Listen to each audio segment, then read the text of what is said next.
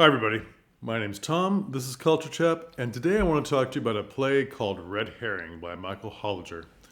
Now, I don't see this play done as much as it needs to be because it's actually extremely good, but I think people are a little scared of it. So, Red Herring, as the title suggests, is a distraction. So, look here when I'm doing this. So, it's about spies, it's about Americana, it's about the 1950s, it's about a little bit about American politics and a little criticism of traditional marriage ideas of the 1950s. It's basically a film noir spy comedy romance because there's three different romances happening. And here's the part where I think people are shy of it. It has 23 different locales. So that's a lot. It's written very quick little scenes. And at least where I am, we say, oh, this is written this is written like cinema. This is written like film. Lots of quick scenes. We don't really return to some of these locales. And if you don't have an imaginative set designer, you may read it and not all of us are gifted in every area where you can think about costumes and actors and locales and so forth. Sometimes you're very tied into the locale in your brain as you're reading it and you think like, well, that's a lot of sets. And geez, this is expensive. And oh, there's a lot of sex in this. But that's not really the point of the play. It's six actors doing all these different parts, three love stories, a spy, two cops that are romantically involved when they shouldn't be, a young ingenue who suddenly finds out that her wonderful boyfriend is actually a double agent spy. That's good. And there's a lot of things the way it's written, like it opens with the lead female cop buttoning up her shirt after a sex scene. And I've seen it where a lot of people do it like they're getting up out of bed and they're getting dressed. Well, if that doesn't work for you, then don't do it. Lean into the film noir aspect of it and do it in shadow. So maybe there's just an open doorway and she's buttoning up her shirt. We know what's happening because they're buttoning up their clothes. You don't need a bed. You don't need them in bed with each other. You don't need them half dressed. I think that people are taking some of those parts, some of those instructions in the show a little too literally, which is too bad. Because, as I said, there's 23 locales. They keep changing character, and there's not a lot of time for this extra work because you want to hit it running that it immediately is clip, clip, clip, pop, pop, pop, joke, joke, joke. And some of the jokes are simple because it depends on the characters and maybe they're dumber than the others. The ingenue is talking to her mother, and her mother's sort of like, she's a little ditzy. And this is the part where it's skewing traditional roles of American marriage. Her mother is just a mom. There's nothing else happening with her. And she's a little Midwest. And she's a little like this, a little, she's a little out there in the ether. And I think one of the jokes is not really a joke, it's sort of like a cementing who the character is and treating it as a joke. So I think she says like, oh, I think they're Amish.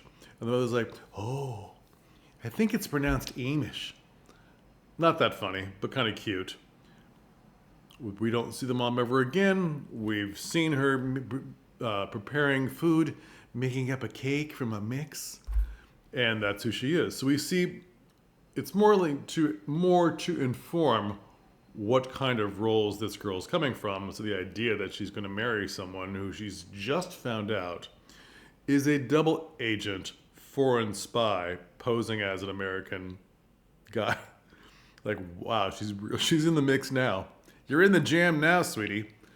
The other jokes are funnier, but they're simpler, and we sort of leave them.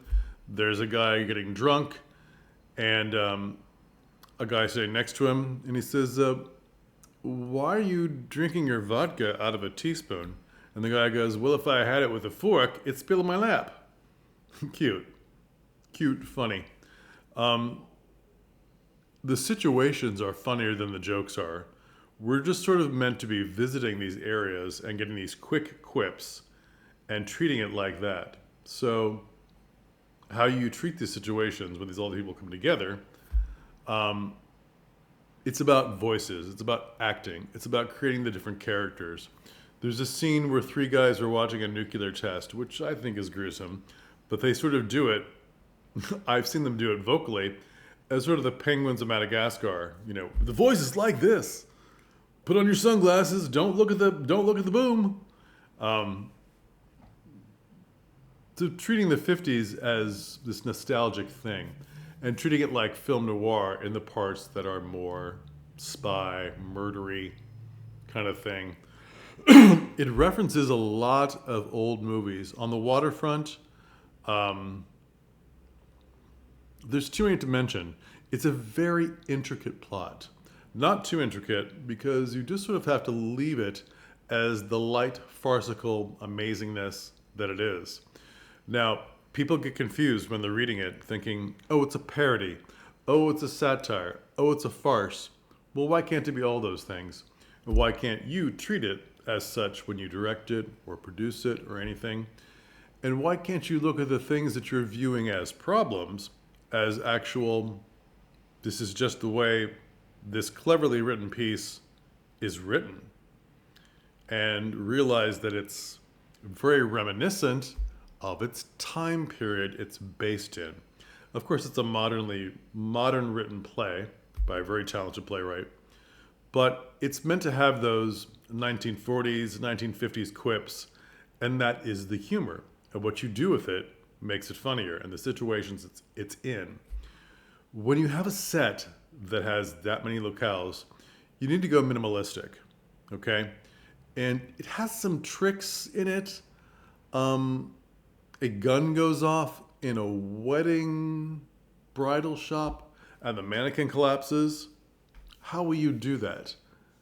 Are you going to do exactly that? Or are you going to do something else where another character brings out the mannequin in pieces and the dress in pieces and tatters? What are you going to do? Or are you going to have a mannequin up there in a bridal dress that actually collapses? Because you can do that if you want to. There's some scenes where it says bed. She jumps on them in the bed. They're getting out of bed. Do you have to have a bed? Maybe that doesn't work for your theater. Maybe because the bed is only in a few scenes, you're like, too much trouble. Really too much trouble. What you do need is sort of a center plinth and areas that can be like considered the waterfront. So you have to find a look and stick to it and just realize that your audience, as soon as these scenes keep progressing and the characters say, oh, now we're in Boston. Oh, now we're here. Now we're there. Oh, now we're on the waterfront. Oh, there's a pier. Then they're just going to go with it. The center plinth is suddenly a TV, you know? And plinth, I don't mean plinth like plinth. I mean like something that's like a hassock or an ottoman size. Maybe it's just a bench seat that's wide. Maybe it's a square bench seat where a lot of things can happen. People can jump off, this and that. And this center piece, you can sit on it, you can jump on it, you can use it as different things like a TV that you're looking down at, whatever you need. Simplicity is best. And the fact that there's so many locations should be okay because the scenes are so quick. We don't need all the rest of it. And this brings in your sound designer. What does the waterfront sound like? What does this bridal shop sound like when they go visit? What does this nuclear testing area sound like? And those things can really inform. Your sound designer and your lighting designer, they're often these forgotten heroes, which they shouldn't be because they can really put you in the right place, the right era, the right feeling with those two elements, sound and lights, okay? There are a lot of costumes, but that doesn't mean that you can't have repeats or layering of costumes. You know, why isn't it the same skirt and the same shoes for every character? Why isn't it the same trousers and the same shoes for every male? Every male character, every female character, and they just have things that are on as a base. and then they just add to them to be these different characters. Okay. Again, we're not seeing those characters that long for some of these, and that's okay. We don't need a lot of costumes. What we need are talented actors, 6 talented actors who can do different accents, who can make characters quick. And since it's just a parody, a lot of these characters are kind of stereotypes. The female phone operator who has a nasal voice who talks like that.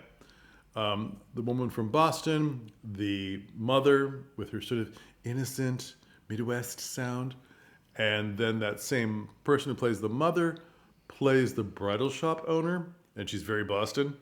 Which I'm not sure how that sounds, but you can make it up for yourself. And what I really love is that there are a variety of ages. There's the young couple, whatever that means to you. There's the middle-aged couple, and there's the slightly older couple. Again, what does this mean for you? You can't go too old because this play is full of action. So if you have someone that's 80, does she have someone who's a 20-year-old daughter? No. If you have someone who's 60, 65, fantastic. And she can play younger, fantastic, because it doesn't really matter if she looks like her daughter. See where I'm going? Then does your actor realize this is an action show? There's running, there's jumping, there's being handcuffed to each other, there's flipping around. It depends on how you direct it. But a lot of the comedy comes from the physical and the quick changes. A lot of that. Again, it's too detailed to go into the entire plot here. It's best you read some reviews, which I'll add in the description. It's best you read the script and see whether it's for you. I wish this was done more. I love when people email me or send messages saying, where we are, we want more Americana. What can you suggest besides the Music Man, this and that? This is what I can suggest. And I love the people that are more vocal. New Zealand, you're very vocal. Thank you. Argentina, fantastic. Mexico City, you guys are great. And the UK, you're the most vocal of all. And I don't have a graph, but it seems like you like doing American plays. But I know that the UK likes variety. And they like their actors in all the countries of the British Isles. Ireland, Scotland, Wales, all of them. They'd like turning out actors that can do a variety of accents, that can do American accents, that can do characters really well, that really embrace humor. And this is all the countries I just mentioned. You all really like humorous plays. So this is for you today. This Americana piece that's not the usual thing that all your other theaters in your area are doing. Red Herring has been done a lot in the United States, a bit in Mexico, quite a bit in South America, but I've yet to see it in foreign countries.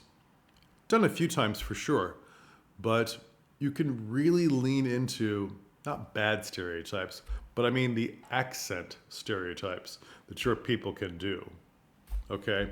It really showcases the talent of your people. It's very cleverly done. It's really funny. And look at this script.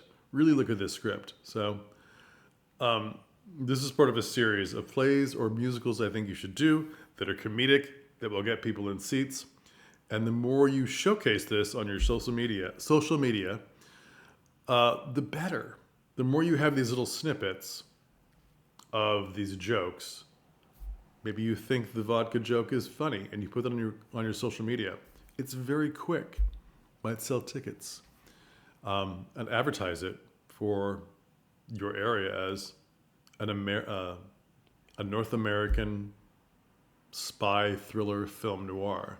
That could get a lot of people into your seats in your theater because they're like, what's that? That's new. That's different. I like comedy. We need comedy these days. And it could really sell for your theater in any country. Okay? That's all for today. Please read this. You'll like it. I haven't actually ever given it to anyone who doesn't like it. And let your imagination go running with the scenes and the stuff. Again, it's not a sex comedy. You don't have to lean in hard to that because you think the directions are telling you to. You don't have to lean in hard to the costumes. You don't have to lean in hard to the parody of it. Where does your humor lie with parody, satire, farce? Broaden your mind about how those things come together for this play. Okay? Don't label it as one thing. It's not one thing. It's many things. All right. We'll talk again. Thanks. Please subscribe. And I've added Buy Me a Coffee to at the encouragement of my viewers. Very sweet. I've added a Buy Me a Coffee link in the not the description you're seeing below, but in the header that talks about my channel. When you click on my channel, it says Buy Me a Coffee. Please do. That'd be great. All right. Thanks. We'll see you later. Bye.